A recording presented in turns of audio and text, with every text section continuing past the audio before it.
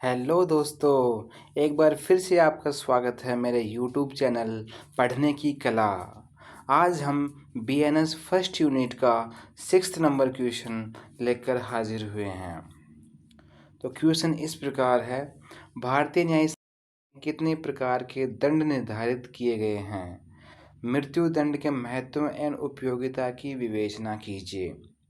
अथवा विभिन्न प्रकार के दंड जो भारतीय न्याय संहिता के अनुसार दिए जा सकते हैं और कौन कौन से हैं, उन अपराधों को बताइए जिनमें मृत्यु दंड दिया जा सकता है। अथवा दंड के आधुनिक सिद्धांतों की परीक्षा कीजिए। मृत्यु दंड का तात्विक निष्पादन कहाँ तक आपराधिक न्याय का अंग है, विवेचना कीजिए। ठीक है, आओ चलो शुरू करते हैं।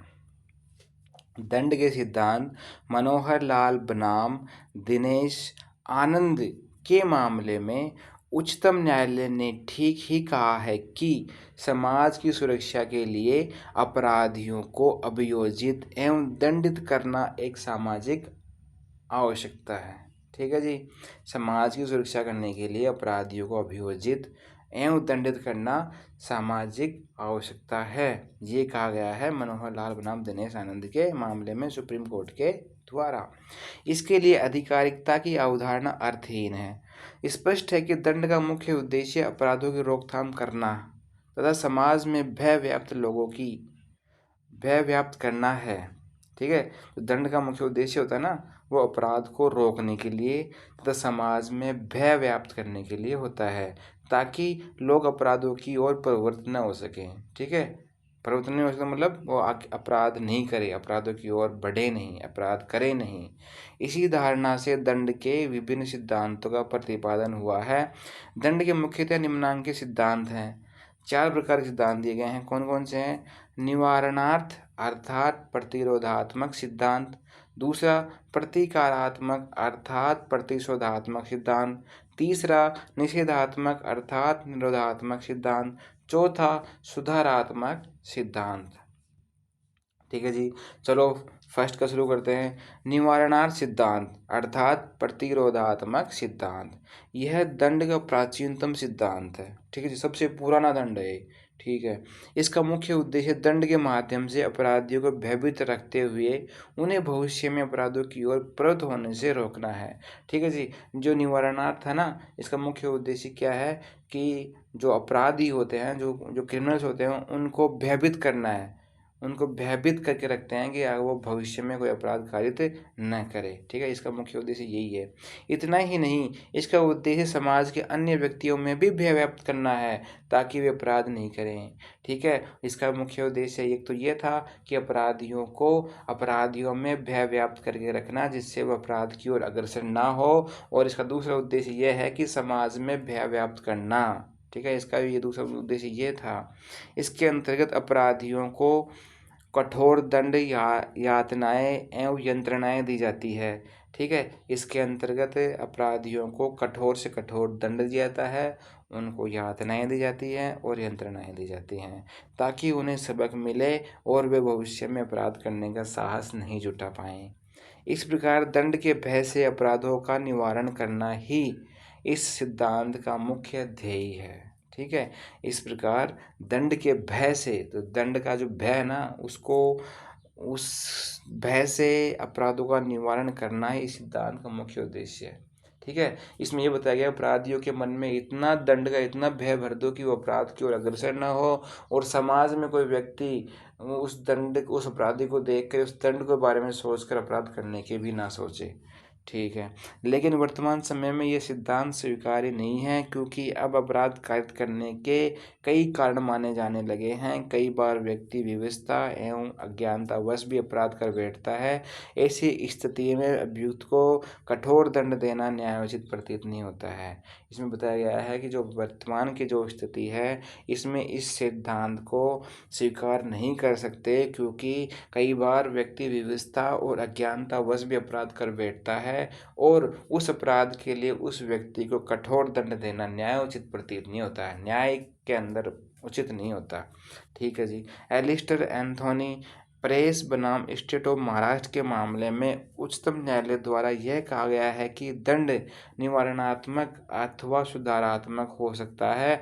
अपराधी को ऐसा दंड दिया जाना चाहिए जिससे न्याय का उद्देश्य पूरा हो सके। ठीक है, ये बताया गया है इसमें। अब दूसरा था प्रतिकारात्मक सिद्धांत और प्रतिशोधात्मक सिद्धांत। देखो, प्रतिशोध क्या होता है? प्रतिशोध होता है बदले की भावना, बदला लेना, जैसे आँख के बदले आँख, कान के बदले कान, नाक के बदले नाक।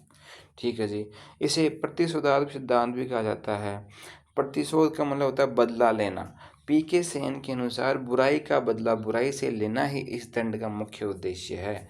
जो पी.के. सेन विधिवेता है उनके अनुसार इस सिद्धांत के अनुसार बुराई का बदला बुराई से लेना ही दंड का मुख्य उद्देश्य रहा है। प्रतिकारात्मक सिद्धांत का सूत्र है जीवन के बदले जीवन, हाथ के बदले हाथ, पाँव के बदले पाँव, आँख के बदले आँख तथा दांत के बदले दांत। इस प्रकार इस दंड व्यवस्था के अंतर्गत अपराधी को उतना ही और वैसा ही दंड दिया जाता है जैसा कि उसने अपराध किया है। ठीक है, जैसे आपने सुना होगा ईरान और इराक में कोई वहाँ पे अगर कोई चोरी करता है तो उसके हाथ काट देते हैं, और कोई किसी को देखता है गलत नज़र से तो उसकी आंखें निकाल लेते हैं। ठीक है, तो वही है इसमें, ये अब वहाँ पर अभी भी यही प्रतिकारात्मक सिद्धांत ही लागू है। ठीक है जी, इस प्रकार इस दंड व्यवस्था के अंतर्गत अपराधी को उतना ही और वैसा ही दंड दिया जाता है जैसा कि उसने अपराध किया है। लेकिन दंड की व्यवस्था भी विधि शास्त्रियों के गले नहीं उतरी। जो विधि शास्त्री थे उनको ये अच्छा नहीं लगा, भाई ये गलत है यार, ऐसे कैसे कर सकते हो आप। इससे बराबर एवं असभ्य दंड माना जाता है। ठीक है, जो विधि शास्त्री हैं, जो विधि के जो ज्ञाता हैं, उन्होंने इस सिद्धांत को बराबर और असभ्य दंड माना है और सबसे गंदा सिद्धांत है ये। साइमंड जो विधिवेता उन्होंने क्या कहा? साइमंड का कहना है कि प्रतिशोध अपराध का उपचार नहीं है, मतलब बदला लेना अपराध का उपचार नहीं है, अपितु अपराधों में वृद्धि का कारण है। साइमंड ने यह कहा है कि जो प्रतिशोध, जो बदले की भावना है ना, वो अपराध का उपचार नहीं है, उससे अपराध और बढ़ेगा, ये कहा है साइमंड ने। ठीक है जी, अब चलते हैं तीसरे सिद्धांत पे, निषेधात्मक सिद्धांत अथवा निरोधात्मक सिद्धांत। ठीक है, निरोधात्मक सिद्धांत। अब निरोधात्मक सिद्धांत, निरोध समझते हो ना, प्रिवेंटेशन, मतलब कि रोक के रखना, बांध के रखना, किसी को एक जगह इकट्ठा कर देना, वो सिद्धांत के बारे में बताया गया इसमें निषेधात्मक सिद्धांत में। यह दंड का तीसरा सिद्धांत है। इसका मुख्य उद्देश्य प्रतिशोध की भावना नहीं होकर अपराधों का निवारण करना है। ठीक है, इसमें अपराधों का निवारण करना है, प्रतिशोध नहीं लेना। निषेधात्मक सिद्धांत में अपराधी समाज में अशांति एवं असुरक्षा पैदा करते हैं। पता है सबको, जो अपराधी होता है वो समाज में अशांति और असुरक्षा पैदा करता है। ठीक है, अतः अपराधियों को समाज से दूर रखा जाना तथा उनमें भय व्याप्त करना आवश्यक है। ठीक है, जो समाज है, समाज के अंदर जो अपराधी होता है वो अपराधी समाज में अशांति और असुरक्षा पैदा करता है। इसलिए क्या करा गया है कि उन अपराधियों को समाज से दूर रखा जाता है, दूर रखा जाना चाहिए और उनको उनमें भय व्याप्त करना आवश्यक है। यह दंड इसी उद्देश्य की पूर्ति करता है। अपराधियों को कारावास का दंड देकर उन्हें समाज से दूर रखा जाता है।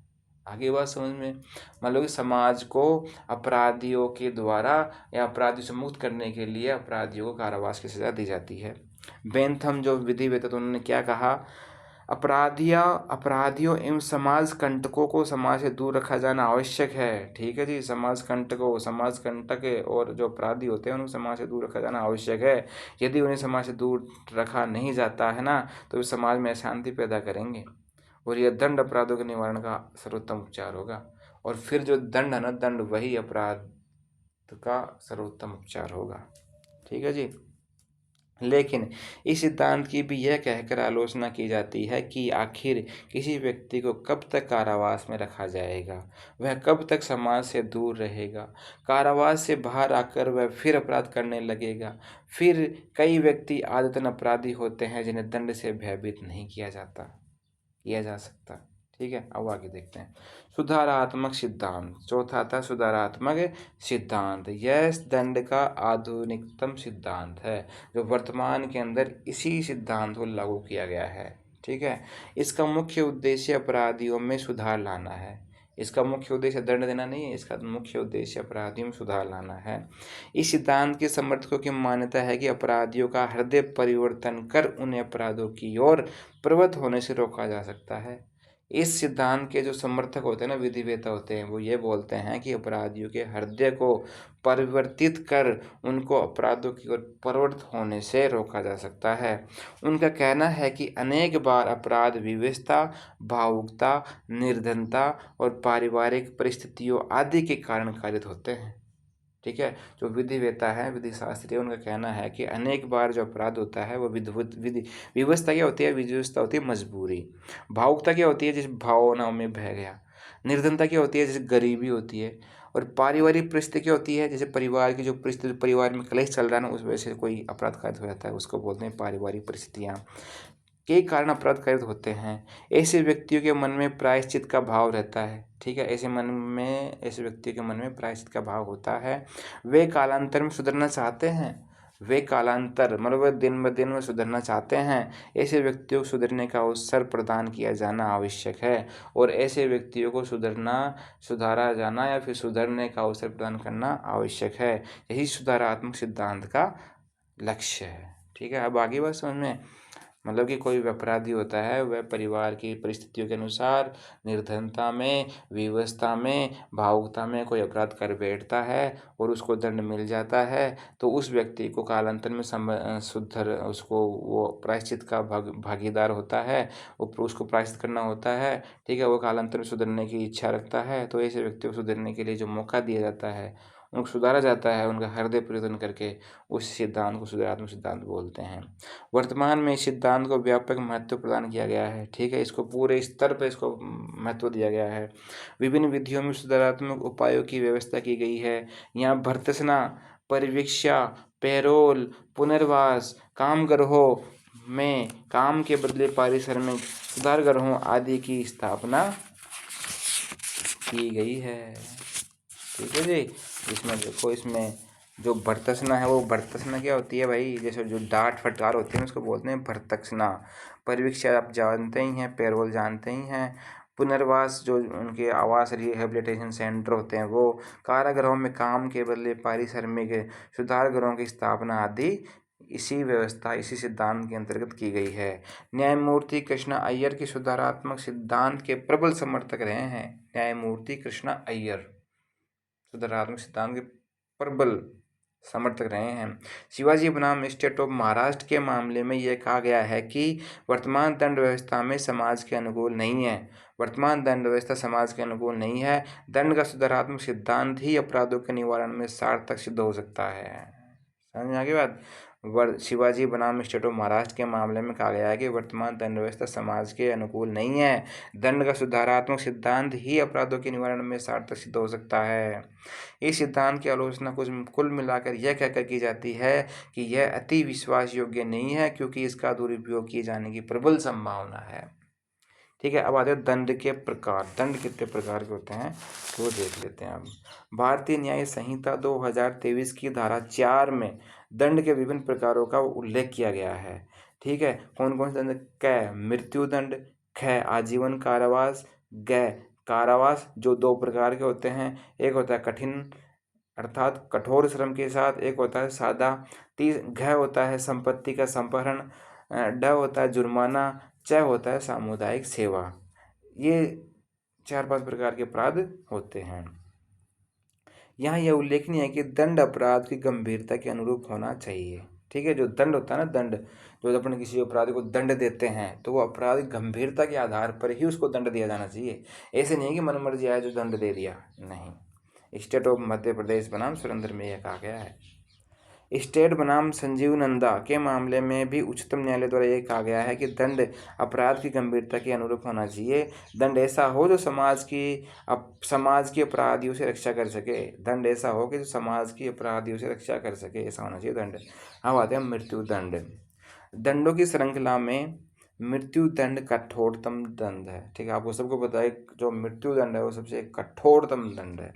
इस दंड के माध्यम से अपराधी को सदा सदा के लिए समाप्त कर दिया जाता है। आपको पता है, इस दंड के माध्यम से अपराधी को सदा सदा के लिए समाप्त कर दिया जाता है। इसे प्रचलित भाषा में फांसी की सजा के नाम से जाना जाता है, सबको पता है। इसमें अभियुक्त की मृत्यु कायद कर दी जाती है। ठीक है, इसमें अभियुक्त की मृत्यु कायद कर दी जाती है। फेयर चाइल्ड के अनुसार अपराध के लिए अपराधी को मृत्यु की सजा देना ही प्राणदंड मृत्युदंड कहलाता है। फेयर चाइल्ड के अनुसार अपराध के लिए अपराधी को मृत्युदंड की सजा देना ही प्राणदंड कहलाता है। C.M. अब्राहम के अनुसार सामाजिक नीति के अनुरूप अत्यधिक गंभीर प्रकृति के मामलों में दोषी व्यक्ति को मौत के घाट उतार देना ही मृत्युदंड है। ठीक है, गंभीर प्रकृति के मामलों में। ठीक, गंभीर प्रकृति के मामलों में। ठीक है जी। वे अपराध जिनमें मृत्युदंड दिया जा सकता है वे कौन कौन से हैं? भारतीय न्याय संहिता 2023 में कतिपय ऐसे अपराध हैं जो केवल मृत्युदंड से दंडनीय हैं। कौन कौन से हैं? सरकार के विरुद्ध युद्ध छेड़ना। 2, सैनिक विद्रोह का दुष्प्रेषण करना। ठीक है, सरकार के विरुद्ध युद्ध छेड़ना पता है आपको? ठीक है, सैनिक विद्रोह जो सेना में विद्रोह हो जाता है उसके लिए। तीसरा, किसी निर्दोष व्यक्ति को मृत्यु दंड से दंडित कराने के लिए मिथ्या साक्ष्य देना या मिथ्या साक्ष्य गढ़ना। ठीक है, तीसरा क्या है? किसी निर्दोष व्यक्ति को फांसी की सजा दिलाने के लिए किसी व्यक्ति के द्वारा मिथ्या साक्ष्य देना या मिथ्या साक्ष्य गढ़ना, उस व्यक्ति को भी फांसी की सजा दी जा सकती है। चौथा, हत्या करने के लिए, किसी व्यक्ति की हत्या करने के लिए उसको फांसी की सजा दी जा सकती है। आजीवन कारावास। पांचवा, आजीवन कारावास भुगत रहे अभियुक्त द्वारा हत्या का अपराध कैद किए जाना। जैसे कोई अपराधी है, वो जेल में आजीवन कारावास की सजा काट रहा है लेकिन उसने वहाँ किसी का हत्या कर दी तो भी उसको फिर फांसी की सजा दी जाएगी।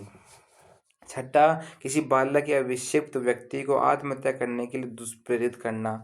ठीक है, किसी बालक या किसी व्यक्ति को आत्महत्या करने के लिए दुष्प्रेरित करना मतलब उकसाना और फिर वो आत्महत्या कर ले, उस व्यक्ति को भी फांसी की सजा दी जाएगी। सातवां, आजीवन कारावास की सजा भुगत रहे अभियुक्त द्वारा हत्या का प्रयास किया जाना भी मृत्युदंड का भागी होगा। ठीक है। आठवां, हत्या सहित डकैती, मतलब किसी की कहीं पर डाका डाला जाता है, वहाँ पे सामान पैसे वगैरह लूटे जाते हैं और फिर वहाँ पे आदमियों की भी हत्या कर जाती है। ऐसे अपराधी को भी मृत्युदंड की सजा दी जाती है। ठीक है। मृत्युदंड का औचित्य। मृत्युदंड यद्यपि प्राचीनतम दंड व्यवस्था है और अपराधों के निवारण के लिए इसे अपरिहार्य माना गया है। अपरिहार्य मतलब अनिवार्य माना गया है, लेकिन वर्तमान समय में इसे उपयुक्त नहीं माना जाता। ठीक है, विधिवेताओं का कहना है कि मृत्युदंड से अपराधों के निवारण की धारणा भ्रामक है। सदरलैंड का भी यही कहना है कि मृत्युदंड अपराधों की रोकथाम का अंतिम उपाय नहीं है। हमारे न्यायालयों ने भी अनेक निर्णयों में यह कहा है कि मृत्युदंड विरले विलक्षण मामलों में ही दिया जाना चाहिए। विरले विलक्षण मामले क्या होते हैं? जो गंभीर से गंभीर प्रकृति के मामले होते हैं, जैसे हत्या हो गई, जैसे मर्डर हो गया, जैसे रेप हो गया। ठीक है, वो मामले। सुभाष राम कुमार बनाम स्टेट ऑफ महाराष्ट्र के मामले में उच्चतम न्यायालय द्वारा यह कहा गया है कि मृत्युदंड अत्यंत विलक्षण मामलों में दिया जाना चाहिए। अत्यंत विलक्षण मामले क्या होते हैं? Rare case. ठीक है, जो गंभीर कृत्य होते हैं से वो उन्हीं मामलों में दिया जाना चाहिए। सुरेश बनाम स्टेट ऑफ उत्तर प्रदेश के मामले में अभियुक्त द्वारा अपने भाई के संपूर्ण परिवार को मौत के घाट उतार दिया गया था। यह नरसंहार क्रूरतम हत्या का मामला होने से मृत्युदंड योग्य ठहराया गया था। ठीक है जी। पुरुषोत्तम दशरथ बोराटे बनाम स्टेट ऑफ महाराष्ट्र के मामले में एक बालिका को घर से उठा ले जाने, उसके साथ सामूहिक बलात्कार करने तथा बलात्कार के बाद गला घोंटकर उसकी हत्या कर देने को विलक्षण प्रकृति का मामला माना गया। ठीक है जी। अजीत सिंह हरनाम सिंह बनाम गुजराल बनाम स्टेट ऑफ महाराष्ट्र के मामले में उच्चतम न्यायालय द्वारा यह प्रतिपादित किया गया है कि विलक्षण प्रकृति के मामलों में मृत्युदंड दिया जाना उचित है।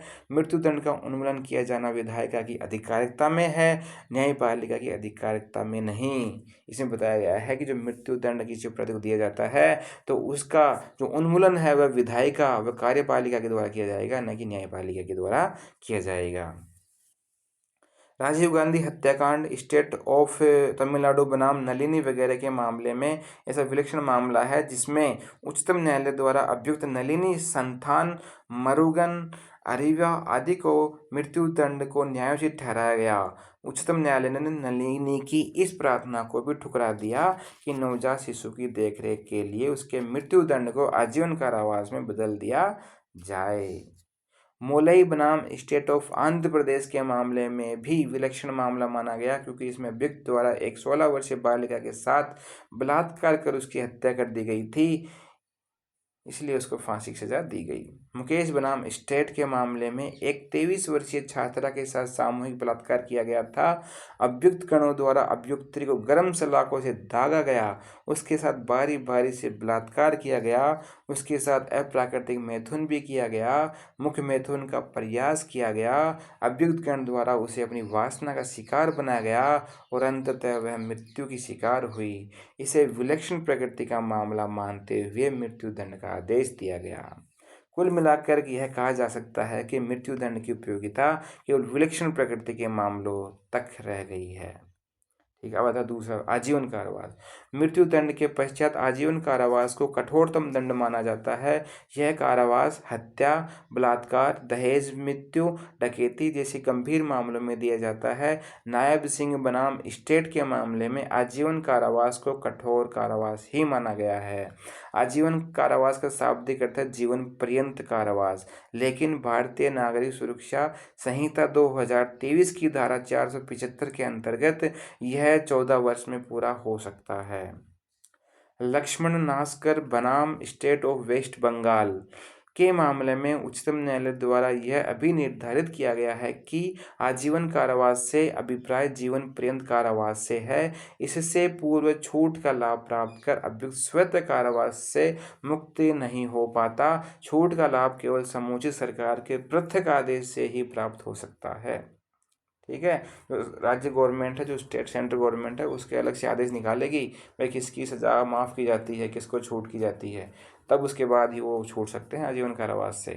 ठीक है, दुर्योधन बनाम स्टेट ऑफ उड़ीसा के मामले में यह भी निर्धारित किया गया है कि आजीवन कारावास से अभिप्राय संपूर्ण जीवन पर्यंत कारावास से है, जब तक कि समुचित सरकार द्वारा उसे कम नहीं कर दिया जाए। ठीक है, खोखा उर्फ प्रशांत सेन बनाम बीके श्रीवास्तव के मामले में यह भी निर्धारित किया गया है कि आजीवन कारावास से अभिप्राय 20 वर्ष की अवधि के कारावास से नहीं होकर दोष सिद्धि व्यक्ति के संपूर्ण जीवन पर्यंत कारावास से है। ठीक है जी, खोखा उर्फ प्रशांत सेन बनाम बीके श्रीवास्तव मामले में जो आजीवन कारावास की सज़ा सुना गई है, तो आजीवन कारावास सज़ा का मतलब 20 वर्ष की सज़ा तक ही सज़ा काटना नहीं होता है। इसका मतलब जीवन पर्यंत तक, जब तक उसकी मृत्यु नहीं हो जाती तब तक उसको जेल में रखा जाएगा, तब तक की सज़ा दी जाती है। अब थर्ड नंबर आता है कारावास। कारावास का दंड एक सामान्य प्रचलित दंड है।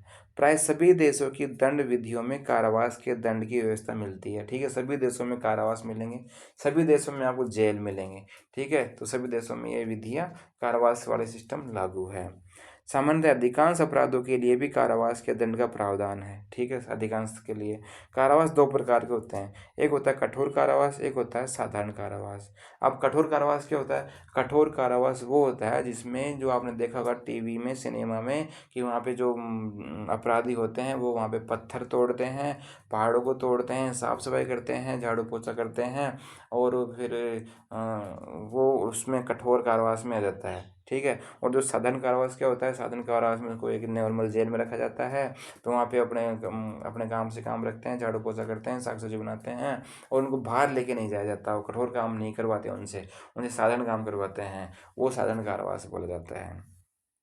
ठीक है जी, अब होता है संपत्ति का संपहरण। संपत्ति का संपहरण, संपत्ति का संपहरण मतलब संपत्ति का हरण, संपत्ति को कब्जे में करना। जैसे किसी संपत्ति कुर्क करना बोलते हैं कोर्ट की वजह, कुर्क करना, इस संपत्ति को कोर्ट के आदेश के द्वारा कुर्क कर लिया गया, उसको जब्त कर लिया गया, उसको बोलते हैं संपत्ति का संपहरण।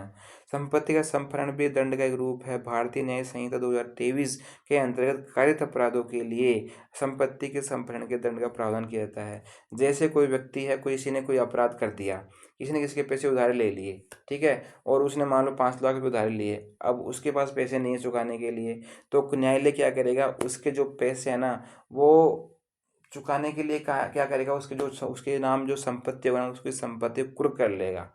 ठीक है, कुर्क कर लेगा, जब्त कर लेगा, फिर उसको नीलाम करवाएगा। नीलाम करवाने के बाद जिस पार्टी उससे पैसे मांगती है उसको चुकवाएगा। ठीक है, ये होता है संपत्ति का संपहरण। जुर्माना सबसे निम्न प्रकृति का दंड है जुर्माना। इसे अर्थदंड भी कहा जाता है। कई अपराधों में जुर्माने का दंड कारावास के दंड के समान होता है। ठीक है जी, समझ में आई बात है। कई अपराधों में जुर्माने का दंड कारावास के दंड के समान होता है। कैसे होता है देखिए, लेकिन साधारण कारावास प्रकृति के मामलों में केवल जुर्माने का दंड ही होता है। भारतीय न्याय संहिता 2023 के अंतर्गत ऐसे कई अपराध है जो केवल जुर्माने से ही दंडनीय है।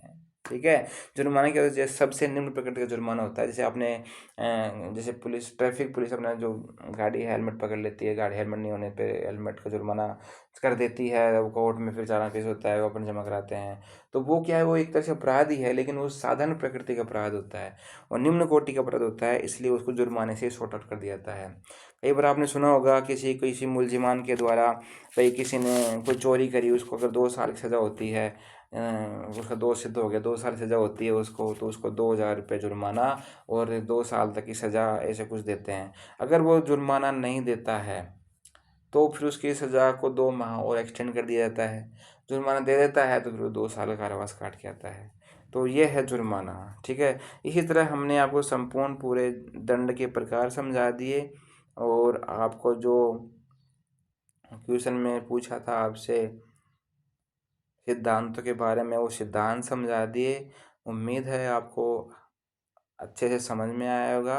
अगर एक बार समझ में नहीं आया तो वीडियो को दोबारा देख लीजिएगा और हमारी मेहनत को सराहा कीजिएगा।